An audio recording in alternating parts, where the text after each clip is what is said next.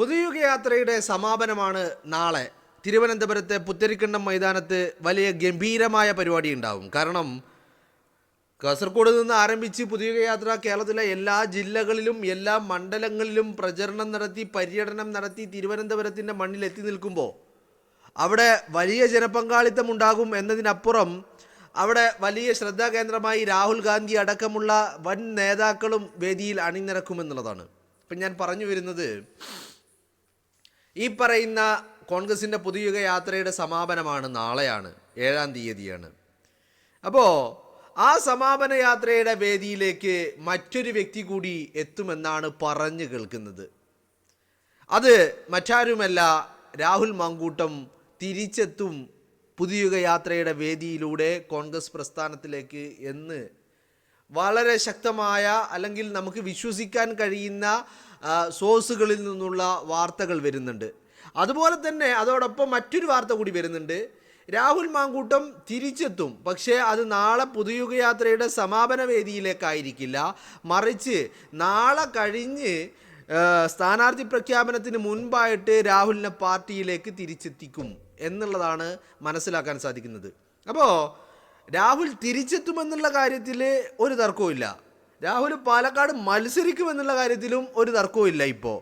അപ്പോൾ പിന്നെ എങ്ങനെയാണ് ഈ തിരിച്ചുവരവിനൊരു കളമൊരുങ്ങുന്നത് എന്ന് ചോദിച്ചാൽ അത് ഒരുപക്ഷെ ഈ പറയുന്ന പൊതുയുഗ യാത്രയുടെ സമാപന വേദിയിലായിരിക്കാം.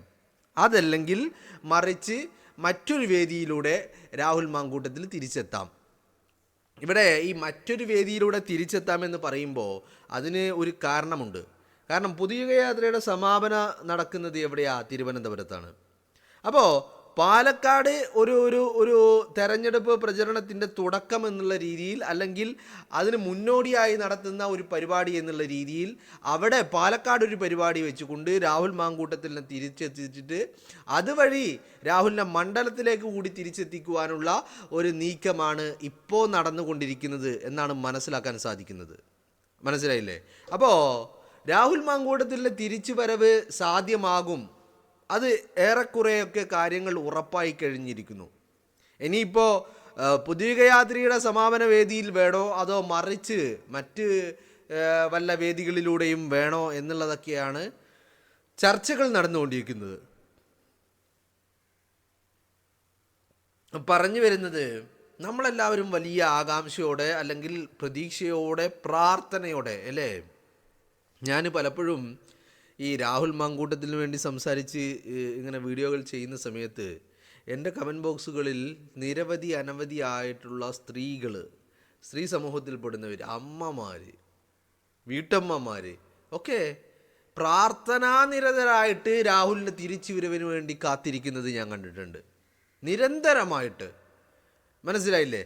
അപ്പോൾ ഇത്തരം ആളുകളുടെ കമൻറ്റുകൾ ഇങ്ങനെ വരുന്നത് കാണുമ്പോൾ അതൊക്കെ നമ്മൾ വായിച്ചു നോക്കുമ്പോൾ എല്ലാ കമൻറ്റും വായിച്ചു നോക്കുമെന്ന് ചോദിച്ചാൽ എല്ലാം കമൻറ്റൊന്നും വായിച്ചു നോക്കില്ല. എന്നാലും സ്വാഭാവികമായിട്ടും ഒരു വീഡിയോ അപ്ലോഡ് ചെയ്ത് ഫസ്റ്റ് ഘട്ടത്തിൽ വരുന്ന ചില കമൻറ്റുകളൊക്കെ നമ്മൾ വായിച്ചു നോക്കും.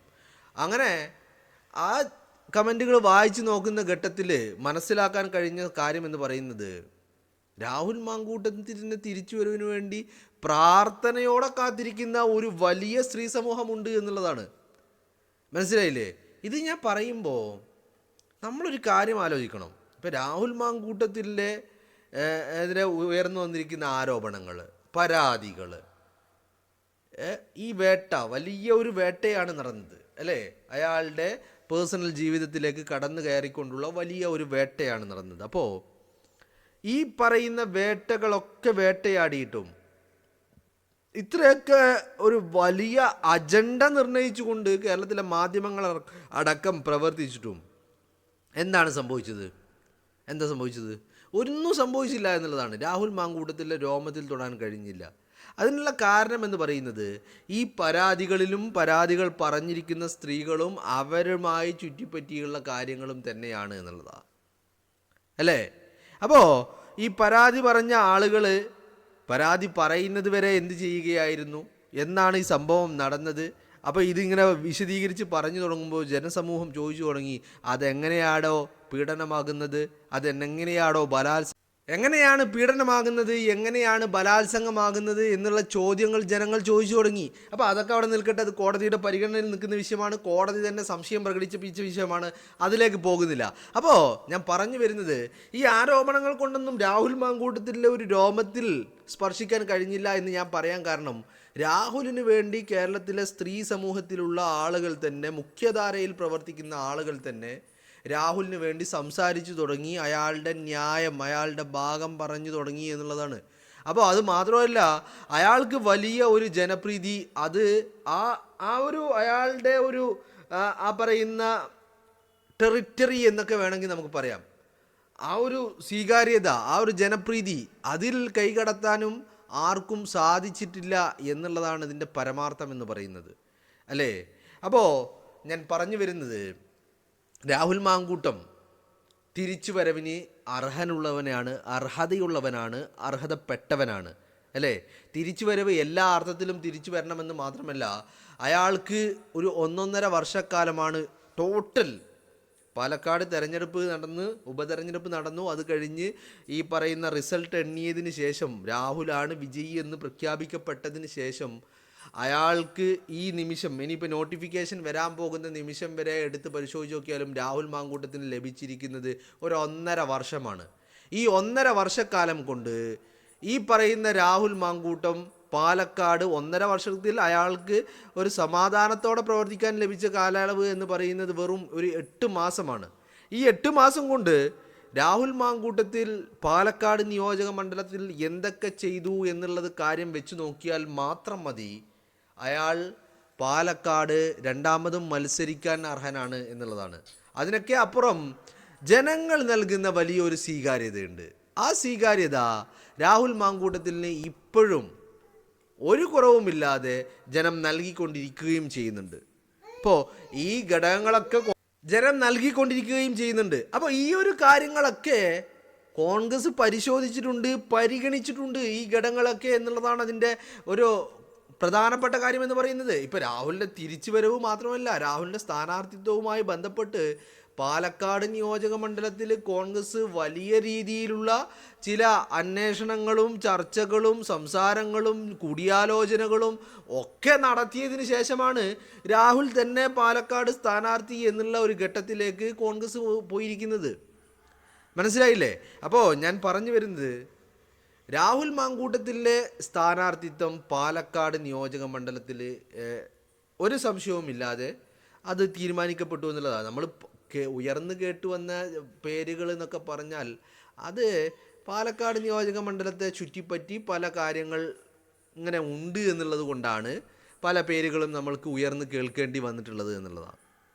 മനസ്സിലായില്ലേ? അപ്പോൾ ഈ രാഹുൽ സ്ഥാനാർത്ഥിയാകും, രാഹുൽ ഉറപ്പായിട്ടും സ്ഥാനാർത്ഥിയാകുമെന്ന് ഞാൻ പറഞ്ഞുകൊണ്ടിരുന്നപ്പോൾ നിങ്ങളെല്ലാവരും എന്നോട് ചോദിച്ച ഒരു ചോദ്യമുണ്ട്. പാർട്ടിക്ക് പുറത്ത് നിൽക്കുന്ന രാഹുൽ മാങ്കൂട്ടം എങ്ങനെയാണ് പാലക്കാട് സ്ഥാനാർത്ഥിയാവാൻ പോകുന്നത്? കാരണം അയാൾ പാർട്ടിയിൽ നിന്ന് സസ്പെൻഷൻ മാത്രമല്ല ഡിസ്മിസൽ നേരിടുന്ന വ്യക്തിയാണ്, പാർട്ടി പുറത്താക്കിയിരിക്കുന്ന വ്യക്തിയാണ്. ആ വ്യക്തി എങ്ങനെ കൈപ്പത്തി അടയാളത്തിൽ മത്സരിക്കും, എങ്ങനെ സ്ഥാനാർത്ഥിയാവും എന്നുള്ള ചോദ്യങ്ങൾ നിരന്തരമായിട്ട് എൻ്റെ കമൻറ്റ് ബോക്സിൽ വന്നിട്ടുണ്ടായിരുന്നു. അപ്പോഴും ഞാൻ പറഞ്ഞിരുന്നു രാഹുൽ തിരിച്ചെത്തും, രാഹുൽ പാലക്കാട്ടേക്ക് തിരിച്ചെത്തും എന്നുള്ള കാര്യം അപ്പോഴും ഞാൻ പറഞ്ഞിട്ടുണ്ടായിരുന്നു. ഇപ്പോഴിതാ രാഹുലിൻ്റെ തിരിച്ചുവരവുമായി ബന്ധപ്പെട്ട് ചില ഔദ്യോഗികമെന്ന് പറയാൻ പറ്റില്ലെങ്കിലും അത്രത്തോളം തന്നെ പോകുന്ന ചില ഇൻഫർമേഷനുകളാണ് ലഭിച്ചിരിക്കുന്നത്. അപ്പോൾ അത് പ്രകാരമാണ് ഞാൻ ഈ പറഞ്ഞ പൊതുയുഗ യാത്രയുടെ സമാപന വേദിയിൽ രാഹുൽ എത്തുമെന്ന് പറഞ്ഞ ഒരു കാര്യം. ഇനി രണ്ടാമതായിട്ടുള്ളത്, അതല്ലെങ്കിൽ ഈ പറയുന്ന രീതിയിൽ മറ്റൊരു വഴിയിലൂടെ രാഹുൽ മാങ്കൂട്ടത്തിനെ പാലക്കാട്ടേക്ക് തിരിച്ചെത്തിക്കുവാനുള്ള ശ്രമങ്ങളും കോൺഗ്രസ് തന്നെ നടത്തുന്നു എന്നുള്ളതാണ് മനസ്സിലാക്കാൻ സാധിക്കുന്നത്. അപ്പോൾ എന്തൊക്കെയാണെങ്കിലും രാഹുൽ മാങ്കൂട്ടത്തിൻ്റെ തിരിച്ചുവരവ് അത് ഉടനടി നടക്കുമെന്ന് തന്നെയാണ് പ്രതീക്ഷിക്കുന്നത്. ഉടനടി എന്ന് പറഞ്ഞാൽ ഇനി സമയങ്ങളില്ല, സ്ഥാനാർത്ഥി പ്രഖ്യാപനമാണ്. ഇപ്പം നാളത്തെ സമാപനം കൂടി കഴിഞ്ഞു കഴിഞ്ഞാൽ, പുതിയുഗ യാത്രയുടെ സമാപനം കൂടി കഴിഞ്ഞു കഴിഞ്ഞാൽ പിന്നെ അടുത്ത സ്റ്റെപ്പ് എന്ന് പറയുന്നത് ഈ പറയുന്ന സ്ഥാനാർത്ഥി പ്രഖ്യാപനമാണ്. ആ സ്ഥാനാർത്ഥി പ്രഖ്യാപനം ഉടനടി ഉണ്ടാകുമെന്ന് തന്നെയാണ് മനസ്സിലാക്കാൻ സാധിക്കുന്നത്.